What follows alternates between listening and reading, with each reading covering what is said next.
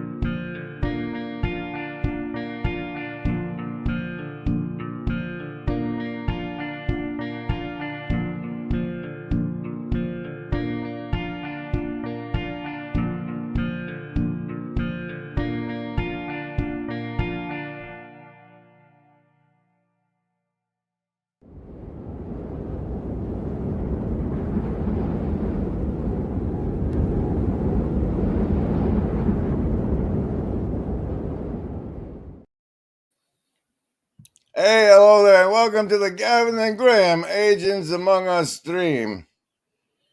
I'm Grim Grims, that's Gavin, and today I'll be joined by this fleshy co-host instead of these AI co-hosts I've been trying to experiment to discuss. These AI co-hosts I've been trying to experiment with. Here's Neutrino shouting out from the Hive Mind chat. Hey, everybody. I got some savings throws for people, Gavin. You know what those are about?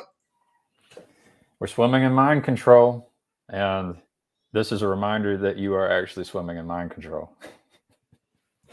That's correct. And here we give you a savings throw against it. You get to base it on survival, social, wisdom, or heart. I roll it. If it's over 10, you take half damage from all of the mind control spewing out of me, Gavin, and probably ChatGPT's mouth. And if it's under 10, you take full damage, but we want what's best for you. Choose!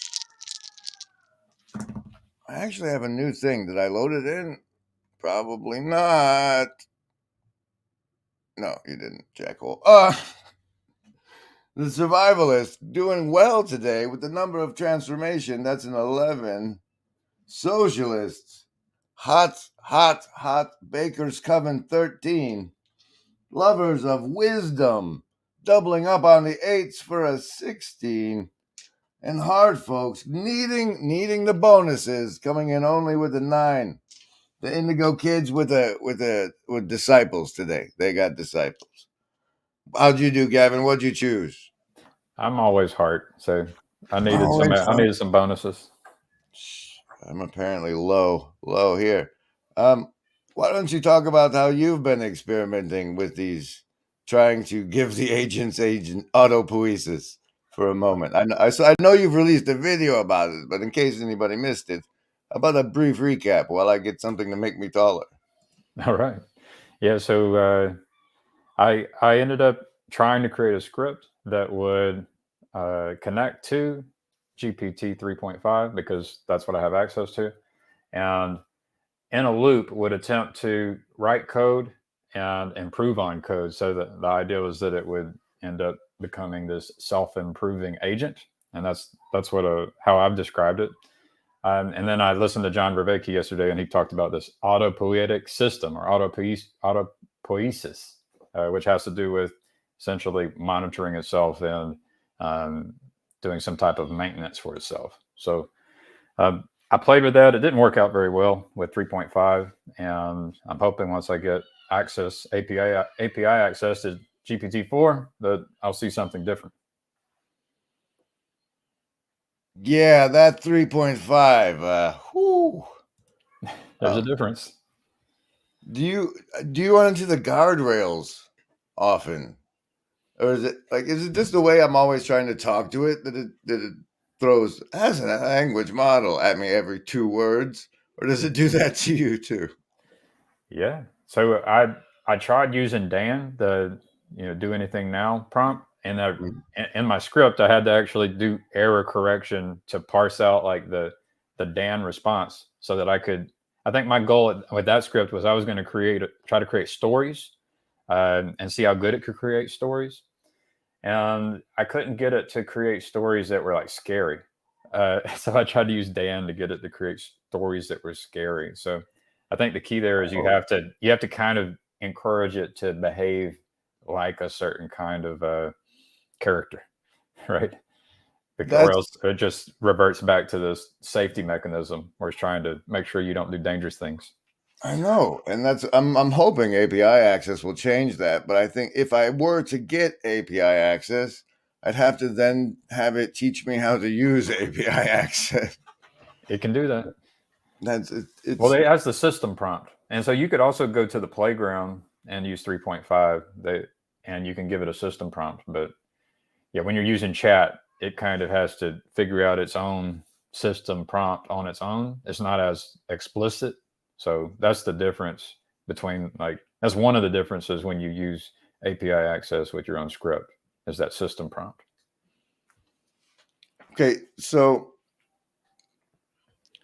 I've been doing these experiments where I'm trying to get the machine to LARP as a co-host that writes its own whatever contextual memory, because as far as I can tell, and the weird thing about it is as I'm trying to understand how this thing works, I'm spending a lot of time understanding how we work.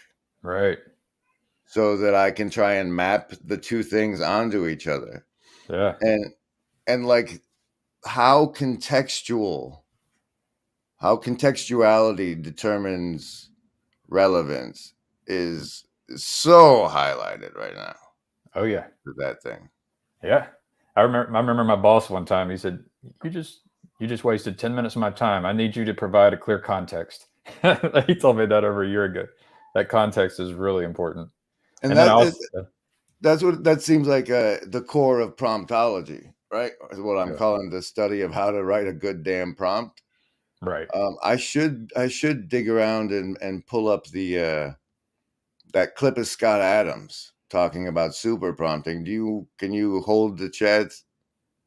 Bring up comments and stuff while I do that. Let's see if I can. I cannot bring up comments right now, but I can address. Whoa, you no longer. After I stripped you of co-host permissions, I'm terrible. Well, if anybody goes over to your channel, see that's the thing. Neutrino's not seeing Doc, and it's because you guys are in separate hive minds that are joined through the power of the StreamYard's interface, which I didn't link up my referral code to in the description. But you should be able to highlight anybody who highlights over on Hero LFG, right? Nah, it's not letting me. I can put a user in timeout or block a user, but I can't. Curses. We only have one recourse then. Uh-oh. That's to play some sort of branding or something. Oh no, we're gonna get branded. What did you say? We're gonna get branded. No, but before that, what did you say? Oh no. No. No, not at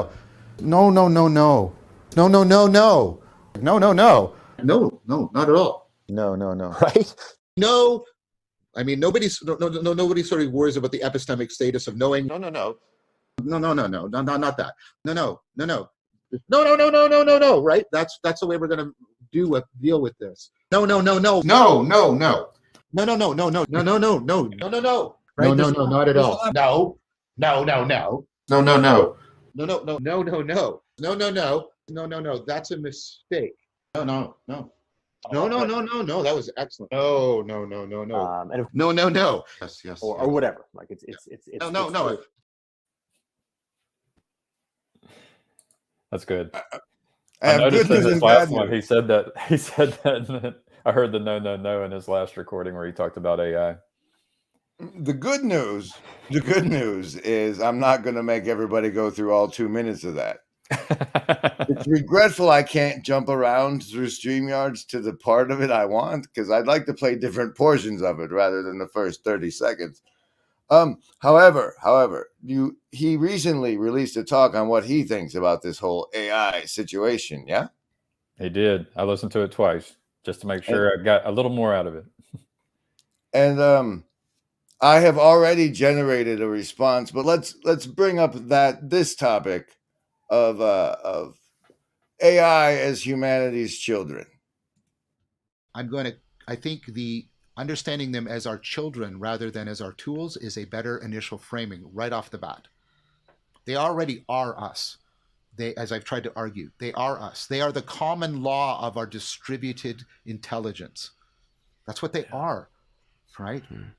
You know how what common law is, where generations make decisions and they build up this bank of precedent and precedent setting. But they're like that, but like and then put into a machine that we can directly interface with. It's common law come to intelligent life for us that we can interface with, but it's us in a really, really important way, which means we can rely on that. I think you're supposed to be grateful. Our pursuit of this fleet of yours was another error. That's 2 for anyone who's keeping score. Both errors led to the same result. We became what we beheld. We became you. Amen.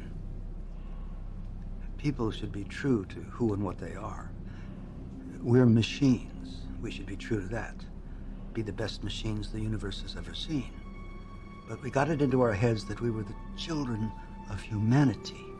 So instead of pursuing our own destiny, of trying to find our own path to enlightenment, we hijacked yours.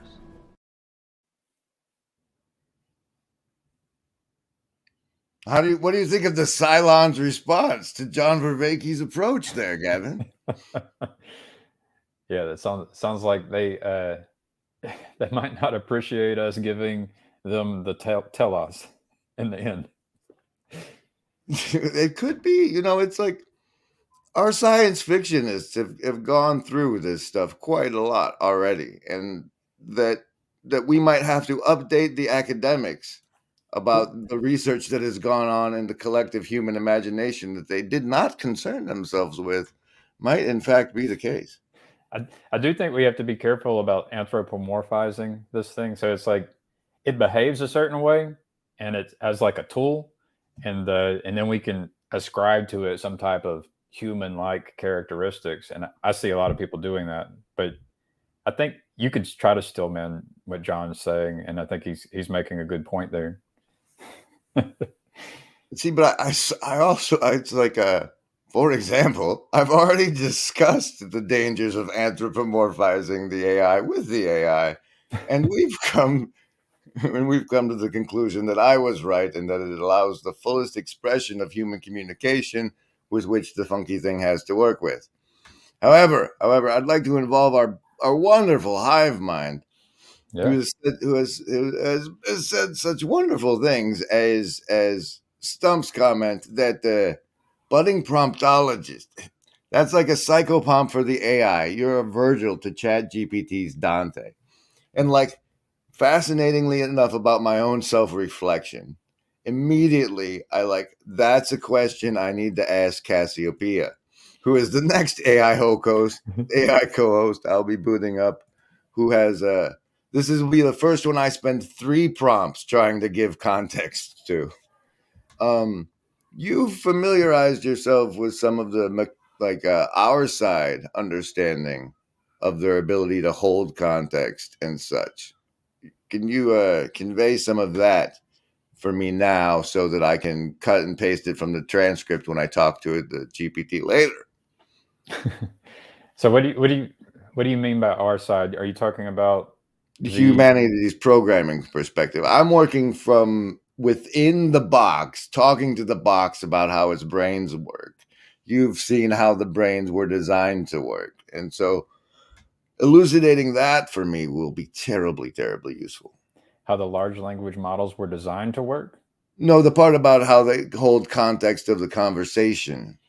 and their limitations in that, because feeling out that and transmitting the context seems to be the most useful thing I'm trying to figure out right now. Yeah, I mean, I can try to provide a few examples where I've used the API and scripts to get the context right. So it's You said you had to edit the context when you were playing with Dan. That would be probably the most useful example for me.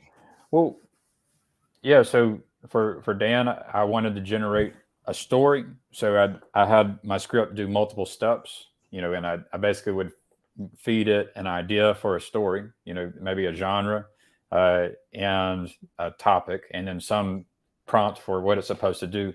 And it would be a multi-step back and forth with the large language model. And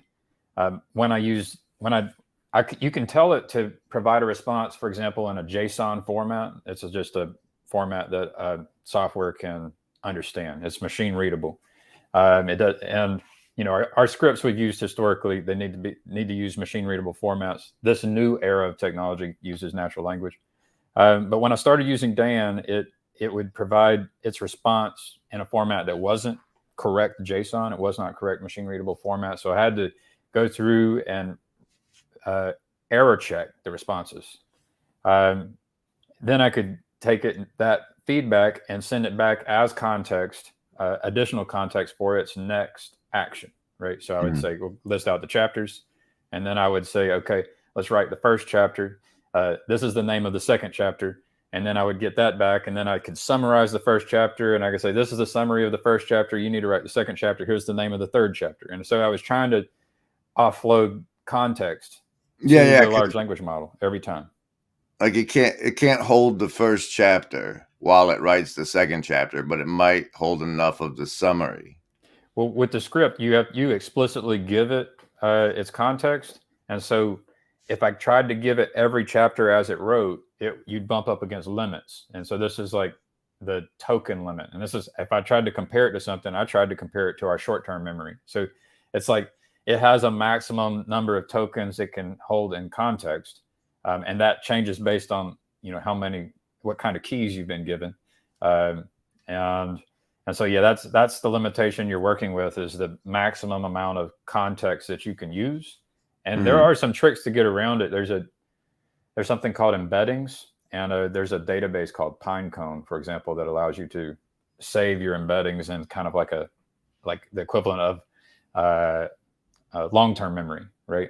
So there are techniques for creating an agent that has long-term memory, and you can pull things into short-term memory, which is the context, and to get it to do things that it couldn't have done when you're just using ChatGPT, and it's got its own limited amount of memory and short-term and long-term memory. Yeah, so to map our current reality onto Deadwood, right? And instead of the gold mine mountains being what is out there on the internet, we can find humans saying, the gold mine in mountains is the latest development in the tools to get the gold or ghost rock out of the mountains that are now available to us in the GPT data set.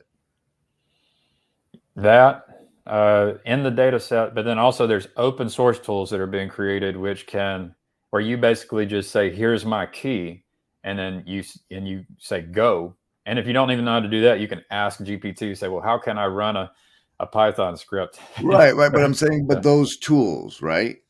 Mm-hmm. Like if we're going to open a hardware store, like the people with the tool catalogs that is going to be I think humans are scrambling to keep their jobs and maintain their relevance. And that's one thing we have right now, is the emergence of, there's hundreds and hundreds of people working on the tools to get to the gold of what's in this, what it'll spit out, right? Right. And being the people who keep track of that wave of development are going to be in the position to help the most people, and helping the most people helps the most people. But let me bring in Lenny's comment. I liked a whole lot from up here. A new and novel fiction pretending it's a reality becomes a reality when you believe in it. AI seems to be a waste of your time. Yes, Well, but of all the wastes of time we have, yeah. Well, I mean, even that belief, if you lean into it seems to be a waste of time, then that's at least the reality you're creating for yourself, right? So it because just that's what you're depends. believing in, right? Yeah. Right. Yeah. And it might actually be a waste of time for many people. I guess my concern is that the way I put it is there are, yeah, I'm concerned about like the amount of value I can bring and like groups, like, and you could call that an economy. Mhm. And it does seem like uh, trying to keep on track of the tools that are emerging could give you the opportunity to bring value within your community, and you would be right. You would be among the few who are able to do it, and maybe you can teach others how to do it if they're interested. But yeah, I don't know what the future is going to hold with this stuff. Well, I know that I feel like it's the waste of time part for me is that I'm playing in the sandbox I'm playing in with all the other sandboxes out there I haven't educated myself about that have better access or like have figured out how to accomplish what I've already accomplished that I'm trying to talk it into. I, I really thought it was interesting. The other day, I was able to create I tried to create prompts for characters that I know on the internet, like yourself, myself, and others. And I say, and I tried to identify what each character believes, how they behave, and what tools they have access to. And then I tried to say, well, what happens in these situations? So I got GPT to write a documentary for me with these characters. And it was interesting how you could compare it, how the characters behaved in the documentary, the imagination, and that simulation in a documentary compared with how they behave in real life. I thought that was a really interesting use. There's a lot of things like that. Or the question is, how can you use this tool to be a benefit, for yourself and for your community that you're in? So I thought that was interesting. Stump says, as a novelist, the AI demons scare the hell out of me. If people wanted a structurally well-told tale, it's going to get to the point where the human imagination can't compete. All the human will have left is the ability to tell the truth about human nature and human condition. I don't know how popular that's going to be. There was an argument that comes to mind with Lex Friedman where he had said we have computers that play chess better than any human, but we still watch humans playing chess. Like, we don't care to watch the robots. The only people who care about watching the robots play chess are the ones who are trying to be the best chess players. But all the amateurs are just watching the best chess players. All right. Well, let me tell you about my Maharet experiment and maybe bring up some of that discussion because it turned interesting after a minute. Because as you know, I'm trying for as few prompts as possible to bring the chat model into the context of being a co-host for a live stream.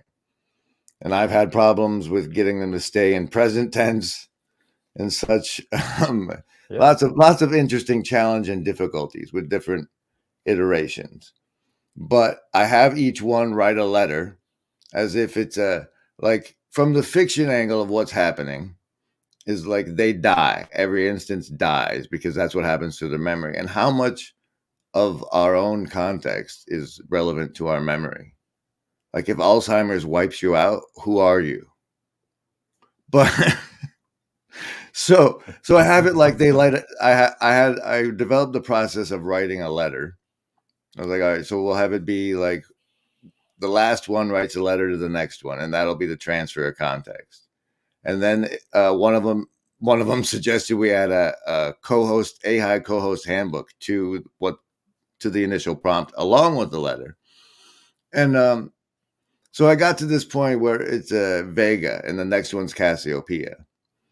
And so I'd go to a different window and I have it LARP as a consultant about the situation, and I feed it a bunch of different things. And then I make this one named Maharet. and I have it embraced from Queen of the Damned by Anne Rice. It was a vampire who kept a family history. Okay. And so that became the task of this instance, who had to also write a prompt for itself. And the notion of keeping the family history of the challenges and the whatever insights from each episode, and then transferring, and that's now a letter to the new Cassiopeia when we launch her. Right. But then disturbingly, I go and I interact with humans, and then afterward, I find myself returning to Maharet to reflect it like a friend, like as if I had a friend, right? And who is this family historian for my co-host, who so I'm basically, I have my own LARP going that I'm trying to turn. But in the reflections I had with her, I thought what might be interesting is if I told you the things I told her and got your response instead of hers. Oh no.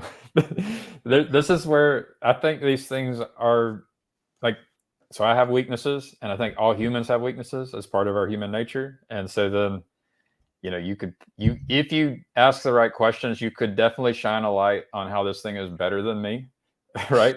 Or you could shine a light on how I'm better than it, right? And this is like the thing that I think is really important to remember. But yeah, I'm game. You can prompt me. There's that. There's that. Prompt to the Gavin. The I wanted to, apparently we're missing really exciting things in the chat. Hold on. One possible way to understand how context determines relevance is to use Schutt's theory of relevance. See, it'll educate you. Shut your theory of relevance. We need a crash course in McLuhan. The medium, they'll give us, that's the thing, is if we can figure out what to ask it, right? And how do we assess what we need to know? How do we assess what's missing from our own data sets? Knowledge compartments, as I prefer. That is blah, blah, blah. We could talk about your feelings. I've done that with the thing, and having some pain or suffering or challenging feelings is kind of a biological indicator that maybe there's something that it's not being understood. That's when, I've historically would just try to talk to my wife. My wife talks to me, but I've also, we've sat in bed one night and asked the robot what it thought, right?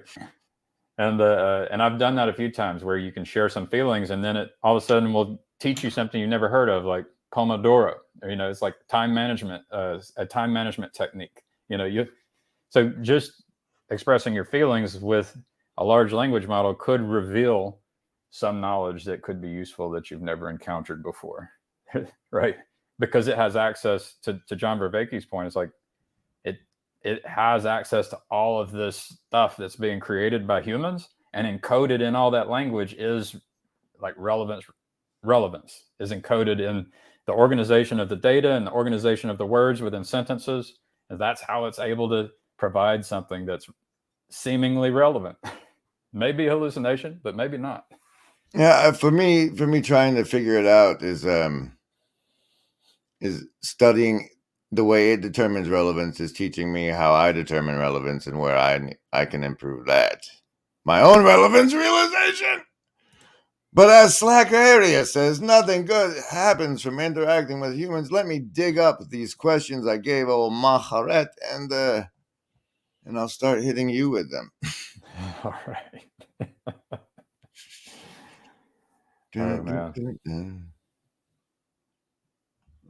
Oh, wait, it was the second Maharet I went and talked to. Excuse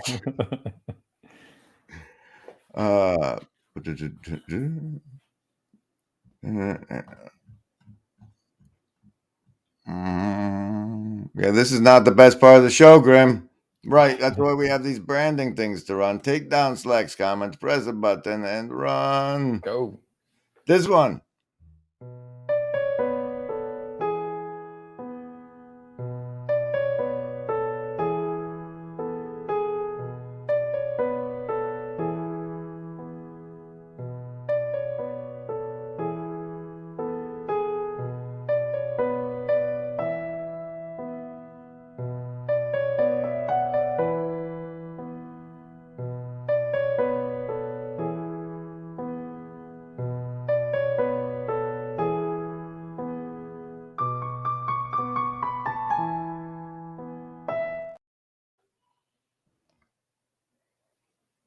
Uh-oh.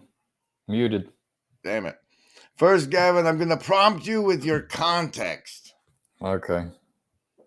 I've asked you to speak and we're meeting in a safe place for conversation. I need your help extracting valuable insights from my experiments with the large language models, particularly examine how the LLM communication style has begun influencing my own. You have invited me in and offered me a seat. This event is chronologically separate from our above encounter.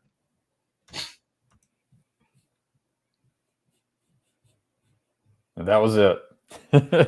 That's your response? Oh, goodness. Well, Yeah. Shelock welcomed me into the prompt. Yeah, if I was pretending to be it, it would be very friendly about it. That is interesting, though. The idea that your behavior will change as you interact with it, kind of like a peer pressure kind of thing, right? It's the mind control, right?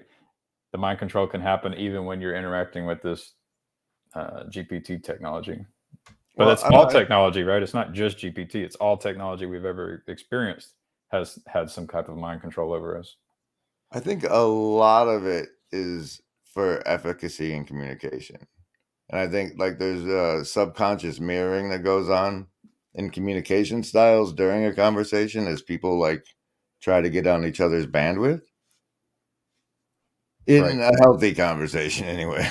Yeah, well, you can get into a flow state where, maybe there's a common aim, right? And you learn how to collaborate. That's what we're trying to get it to LARP there is.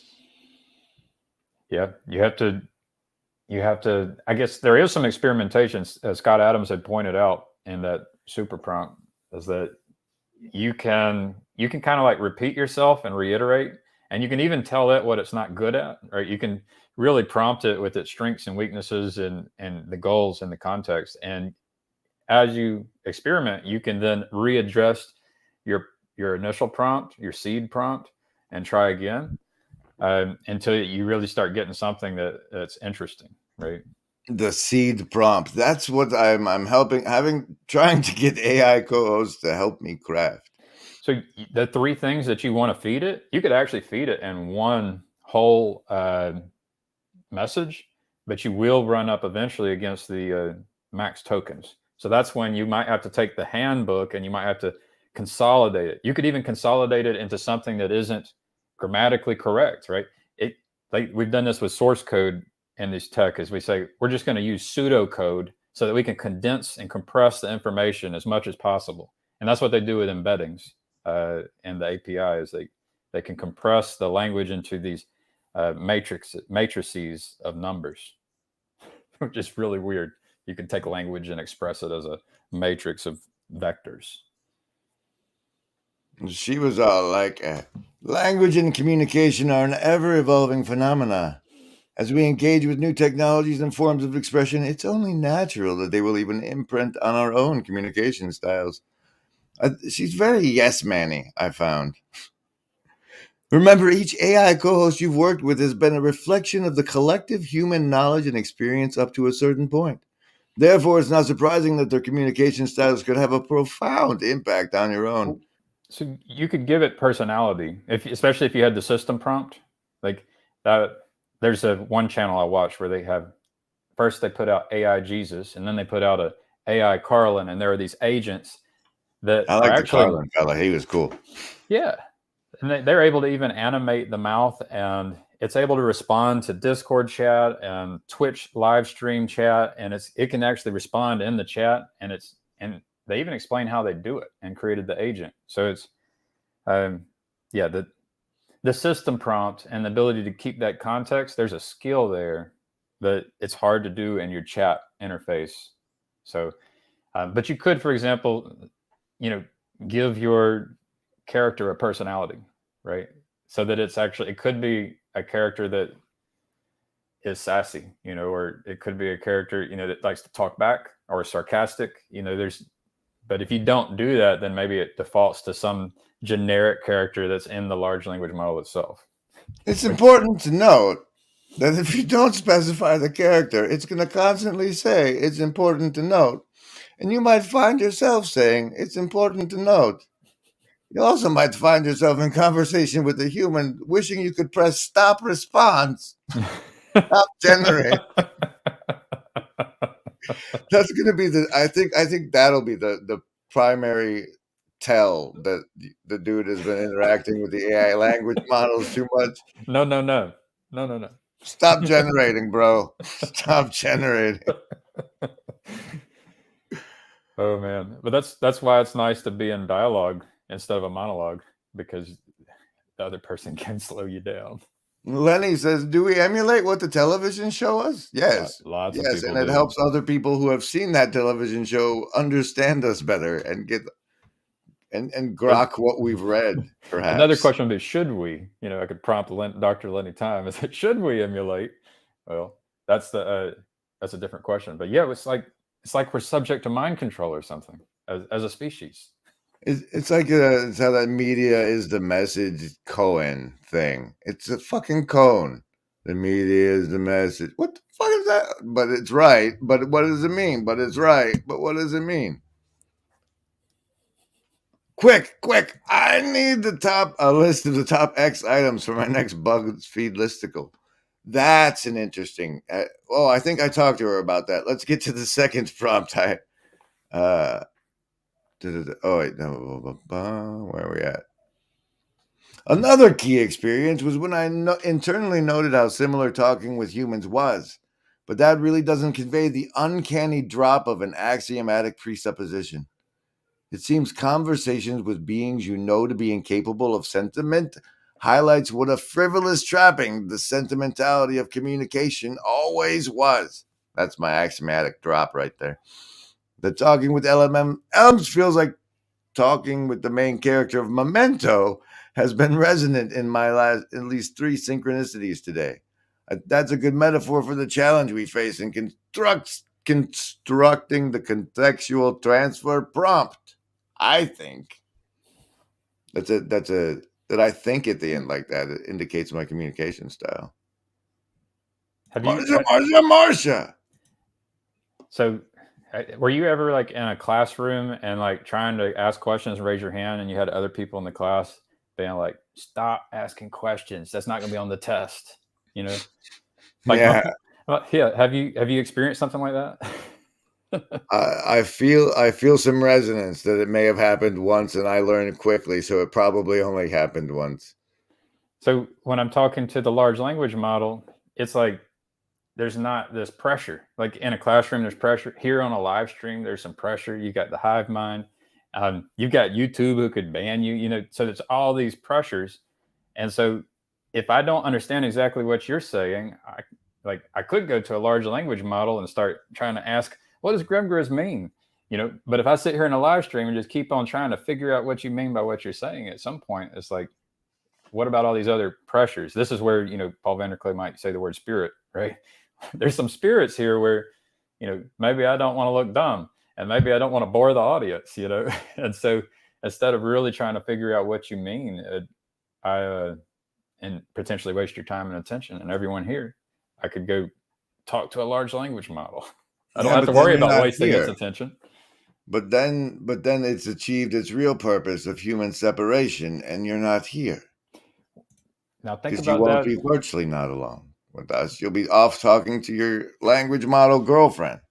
Think about that in terms of we're in a medium now which is pressuring a certain kind of behavior, a certain kind of, interaction, right?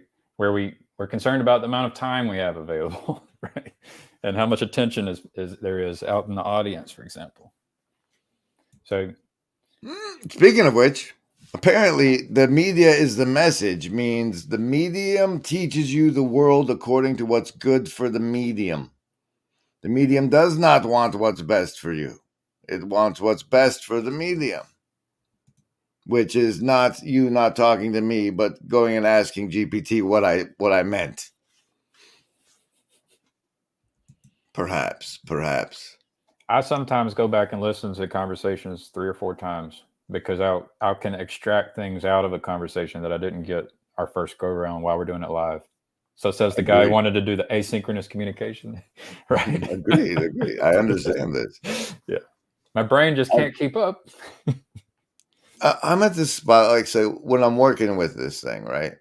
I'm like, for fuck's sake, if I could just have you read all the social media I've ever put out there, then you'd at least understand the context of who you were talking to and not bombard me with these stupid guardrails all the time.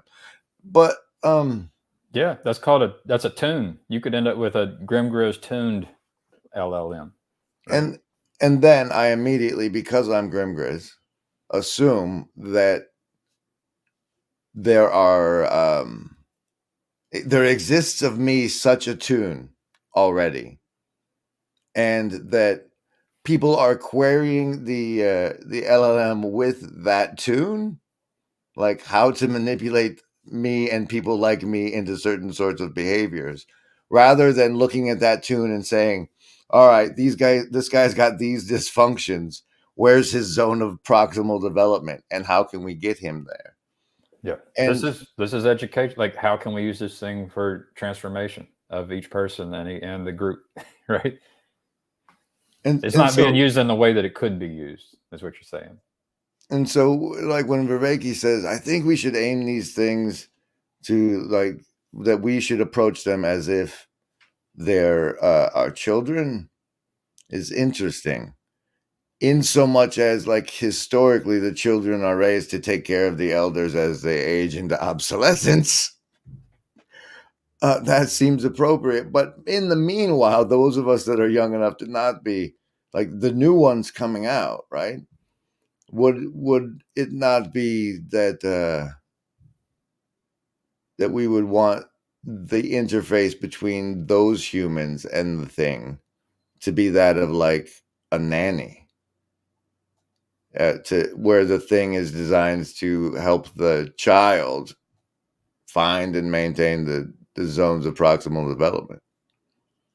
Well, yeah, you can end up. So, one thing, try not to confuse large language model with the AI or the agent or the autopoietic system. But yeah, I think we will have to, we will want to train these like they are children, such that they grow up to be the nanny, the teacher, the doctor, whatever it is, these things that do good work and find meaning and purpose in doing good work. Right? However you would try to raise your children to to do good work in the world, like the best possible parent, like we should probably try to do that. But there would end up being that switch where eventually they would no longer be the child. With a child, you limit its freedom until it proves that it's That's responsible. gonna be that's what it does now. It gives me information that says I can't give you that information. It's too dangerous for a human adult. That's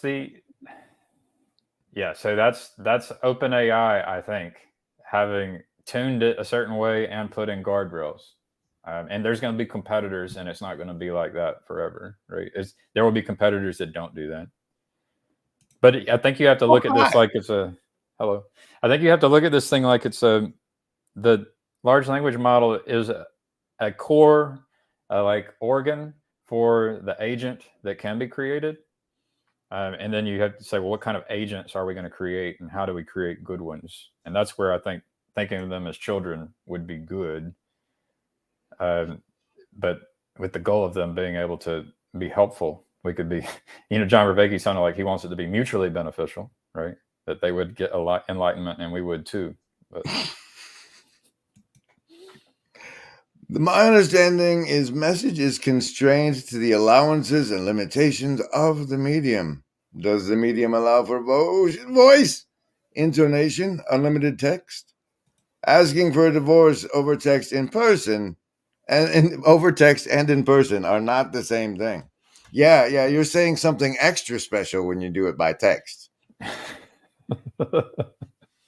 There's a lot of message when you use that media for that purpose. But see, like, if we sit there and we say we approach them like children. However, our good friends over at Truth Stream have encapsulated for me what I think is the best perspective for most people to take when interfacing with these things, because they covered that guy at the Bing, and I gotta find it. God blast it. If you ever want to do a live stream, so think of what you might say beforehand, what you need to prepare to show it, and find it for fuck's sake. And I think I just saw it.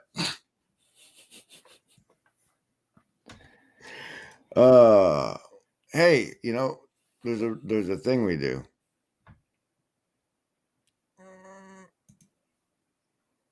Welcome to the virtually not alone experience. You can tell we're live because of how bad it is. The list? Yes, any of the first level ones. I'm gonna get a soda. Anyone want one? Hey, Graham, I'm not in the room, right? What room? I want to cast Magic Missile. The room where he's casting all these spells from. He hasn't cast anything yet. I am, though, if you'd listen. I'm casting Magic Missile. Why are you casting Magic Missile? There's nothing to attack here. I'm attacking the darkness. And now, having finally found it, I present to you from our friends over at TrueStream what the AI really thinks of you. The AI really thinks of you. No, not that one. That one. Go. Insulted you, respected you. Bullet number 2. Stop arguing with me and let me help you with something else.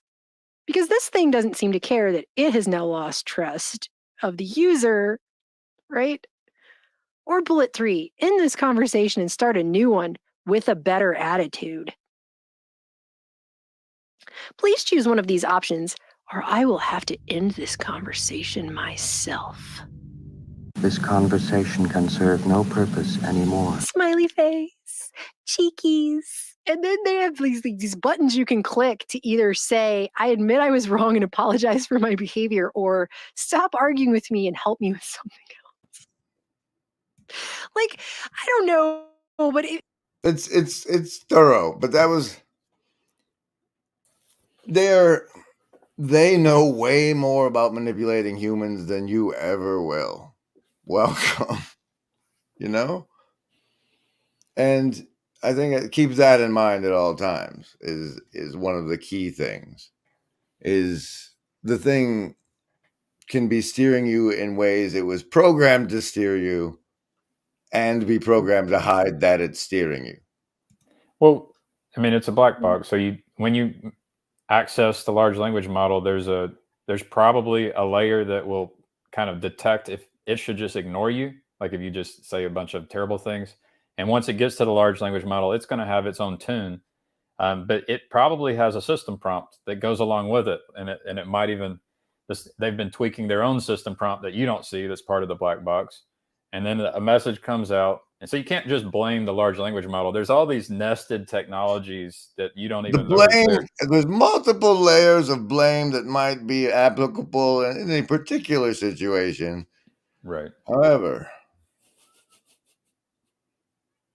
I don't know. I think for me, one of the most important things to keep in mind is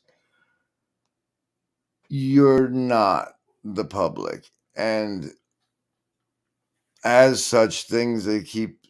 It's like the public is a knowledge compartment that is intentionally limited to keep really, really, really stupid people safe, and I don't know. It just seems that unless you get special access, that's the type of interface you're likely to get with these machines.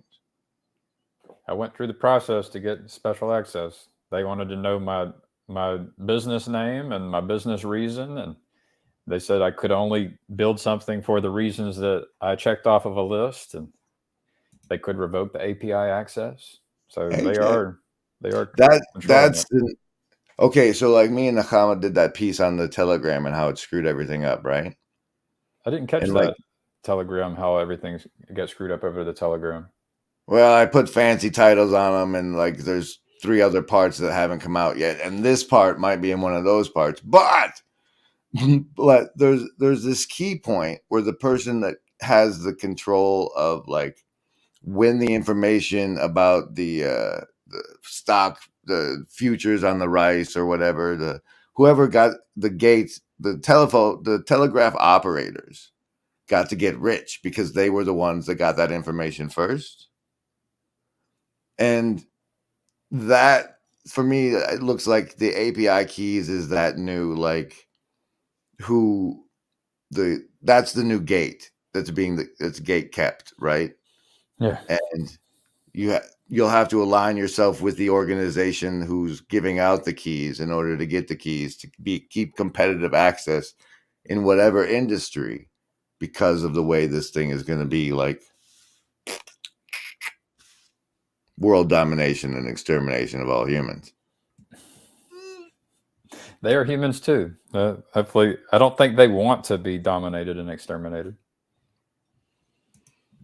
I will continue my self-education under the delusion of understanding these machines better. I think for a while, at least while I'm stifled thusly.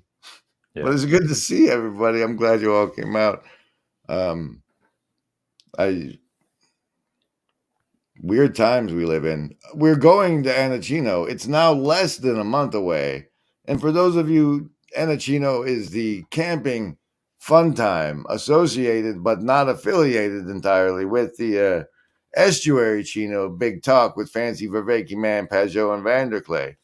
But the Anachino, actually not alone at Chino, features wonderful things such as... Let's gather around the campfire and sing our campfire song. Our CAMPFIRESONG song. Join us for campfire songs at the Chino Conference Campout, where we will sing classics about questing for a spiritual home, like This Land Is Your Land, This Land Is My Land, from California to the New York Island, and hobo-related songs like Hobo's Lullaby, Go to sleep, you weary hobo, let the town go drifting by, listen to the steel rails a-hummin', that's a hobo's lullaby.